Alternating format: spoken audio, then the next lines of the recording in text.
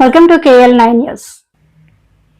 ఆంధ్ర రాష్ట్రంలో కూటమి పాలన ఆరంభమై 2 ఏళ్లు పూర్తిగా కాకుండానే అద్భుత విజయాలను సాధించగలిగిందని AP oil seeds federation chairman, Pendurthi నియోజకవర్గ టీడీపీ ఇన్ఛార్జ్, మాజీ ఎమ్మెల్యే గండి బాబ్జీ అన్నారు.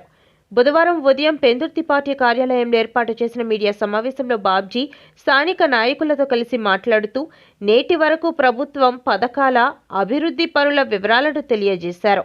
వైద్య కళాశాలల నిర్వహణ నందు ప్రభుత్వం అనుసరిస్తున్న పీపీపీ మోడ్ విధానం ఎంతో ప్రయోజనకరమైనదని, దీనిపై వైసీపీ వర్గాల రాద్ధాంతం సరైనది కాదని హితవు పలికారు. త్వరలోనే మరిన్ని ప్రాజెక్టులతో రాష్ట్ర సర్వతోముఖాభివృద్ధి సాధించనున్నదని స్పష్టం చేశారు. ఈ కార్యక్రమంలో స్థానిక టీడీపీ నాయకులు అవగడ్డ అప్పలనాయుడు, రెడ్డి నారాయణ, కులిగంటి కనకరాజు, కోరుబిల్లి సుందర్రావు, సిర అప్పలరాజు, గనరెడ్డి వేణు, బల్రెడ్డి అప్పారావు, ఈశ్వర్రావు, గనిశెట్టి కనకరాజు, శోభ తదితరులు పాల్గొన్నారు. రేపు వచ్చే నెలలో ఓపెనింగ్ రెడీగా ఉంది. దాని అర్థం ఏంటంటే అది కూడా సేమ్ పీపీపీ మోడల్లోనే కట్టారు. డబ్బు వాళ్ళు పెట్టుకుంటారు, తయారు చేసుకుంటారు, కొంత లాభం సంపాదించుకొని కొన్నాళ్ళుగా ఆ ప్రాజెక్ట్ సమర్కత్వం నాకు అర్థం కాదు. కానీ దీన్ని ప్రజలకు తెలుసు, అర్థం చేసుకున్నారు. చాలా కార్యక్రమాలు పీపీపీ మోడల్లో జరుగుతూ ఉంటాయి. మరి ఇవాళ ఎయిర్పోర్ట్ మనం కట్టగలమండి భోగాపురం. దాని సుమారు దగ్గర 15,000 కోట్లు 10,000 కోట్లు అవుతుంది అనుకుంటాం.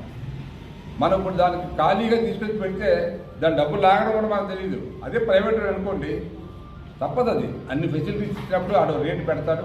ఆ రేటు ప్రకారంగా సంపాదించుకునే వరకు నీరు తీసుకొని సంపాదన వాడికి చేత కానప్పుడు గవర్నమెంట్కి ఇచ్చేస్తారు.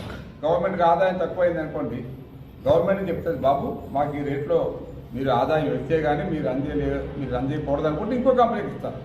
ఆ టర్మ్ అయ్యాక ఇట్లాగా గవర్నమెంట్ స్వాధీనంలో ఉంటుంది తప్పితే ఎవరికి కూడా ఇవ్వడానికి లేదు. దయచేసి ఇవన్నీ కూడా మీరు తెలుసుకోవాలని చెప్పి కోరుతూ, ముఖ్యంగా ఈ ఎయిర్పోర్ట్ కూడా రేపు ఇవాళ మీరు పేపర్లో చదువుకుంటే తెలుస్తుంది. అప్పుడే రేపు 4వ తారీఖున ట్రైన్లో వేస్తున్నారు. విమానం ఎలా ఎగురుతుంది, ఎలా ల్యాండ్ అవుతుంది అనేది అప్పుడే వచ్చే మేలో కానీ జూన్లో కానీ దీన్ని ప్రారంభించే అడాబడిలో ఉన్నారు.